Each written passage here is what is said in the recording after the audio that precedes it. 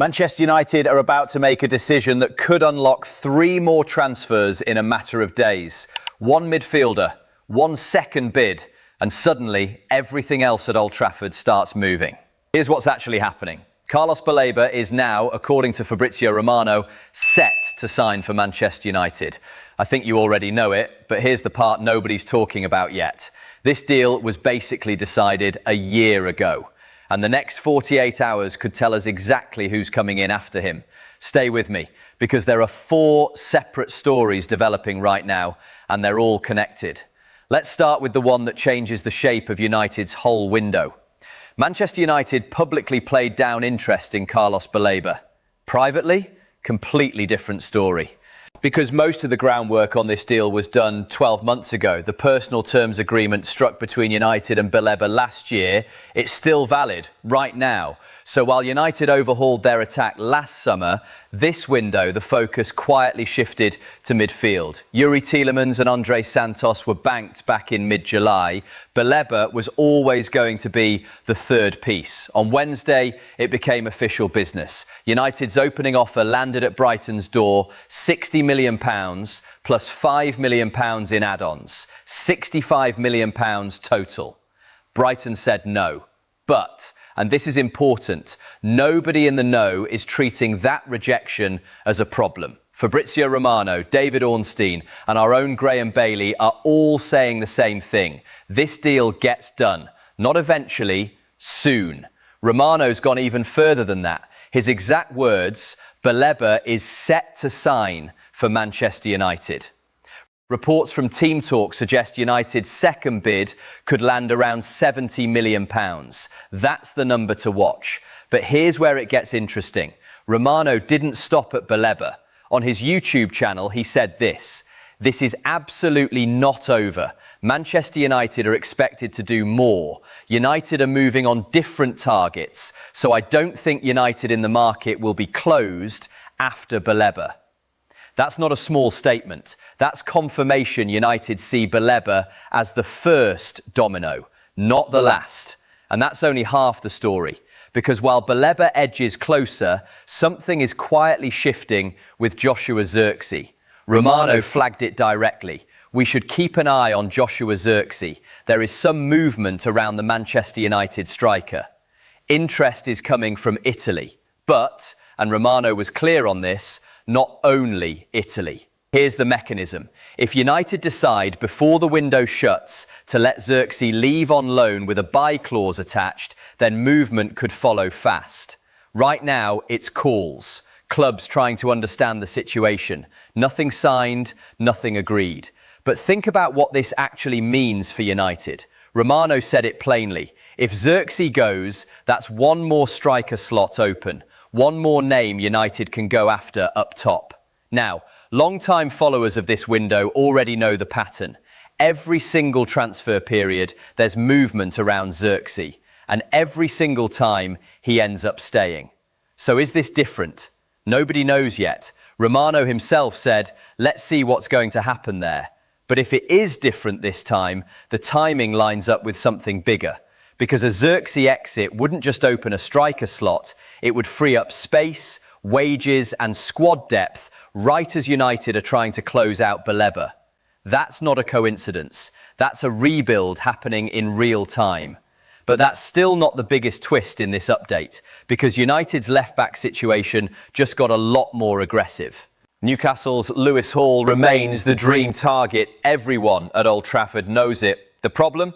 Newcastle have already sold 3 of their best players this summer: Bruno Guimaraes, Sandro Tonali, Anthony Gordon. They are adamant, no more. But according to IndyKyler News, an account that's often speculative, but one with over 700,000 followers watching, United aren't backing off. The claim? United are going back in for Hall, and this time it's personal.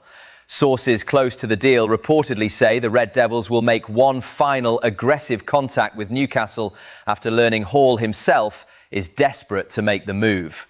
Desperate, that's the word being used. The report goes further. Hall reportedly sees himself as United's long-term answer at left-back and is pushing hard for the switch. Now here's the reality check. Reports suggest this push is coming.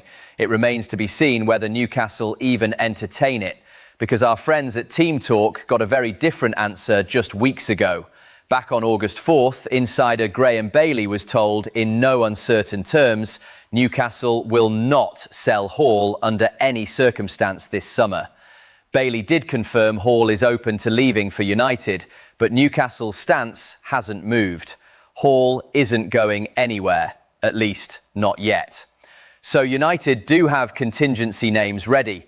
Joaquin Seis at Club Bruges, Jorge Salinas at Racing Santander. Names to file away, because if Hall doesn't move, one of them could.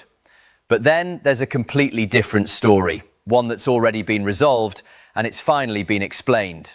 Remember the Ederson deal? The one that collapsed in July after United had already agreed terms with Atalanta? United sporting director Jason Wilcox has finally explained what went wrong. And it's not what most fans assumed. Wilcox didn't hide from it. His words: yes, it was no secret that we had struck a deal with Atalanta for Ederson, but there were several factors that made us back out of the deal. It came down to the player and his agent. Here's the detail that matters. Ederson's agent was reportedly asking for a huge signing bonus in personal terms. But the bigger sticking point? The agent wanted Ederson guaranteed as the starting defensive midfielder, no matter who else United signed. United wanted him as a squad player, not a nailed-on starter. That disagreement killed the deal. Wilcox again. That was one of the big issues for us, because we only wanted to sign him as a squad player and not as a starting holding midfielder, which he and his agent disagreed with, so we had to call the deal off. Meanwhile, and this is the part that makes it messier, Ederson's own version doesn't match up. Speaking about the collapsed move, he said, "No idea why that happened. I've always had offers and interest from other clubs, and I could have moved to another English club. The medical checks went fine, but I don't know what happened. I always played regularly here at Atalanta." So on one side, United's sporting director says it was a contractual disagreement over role and money. On the other, Ederson says he genuinely doesn't know what happened and the medical was fine. Two very different stories about the same collapsed transfer. Make of that what you will. Now step back and look at all four of these together, because none of them exist in isolation. Baleba is the deal that's almost done, and per Romano, it's the deal that opens the door for everything else.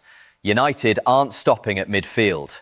Zirkzee's situation is the domino that could fund and enable a striker move, but only if United actually pull the trigger on letting him go. Hall is the aggressive push at left-back, but it's running straight into a wall Newcastle haven't moved from, yet. And Ederson? That's the cautionary tale. The reminder that even when personal terms are agreed and medicals are passed, one disagreement over role can collapse an entire deal in days. For Jason Wilcox, the priorities are stacking up fast. Close Baleba, decide on Zirkzee, push or walk away from Hall, and make sure whatever comes next doesn't repeat the Ederson situation. This transfer window is still very much alive. So here's what I want to know from you.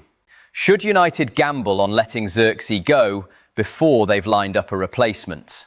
Is Newcastle right to hold firm on Lewis Hall, even with the player reportedly desperate to leave?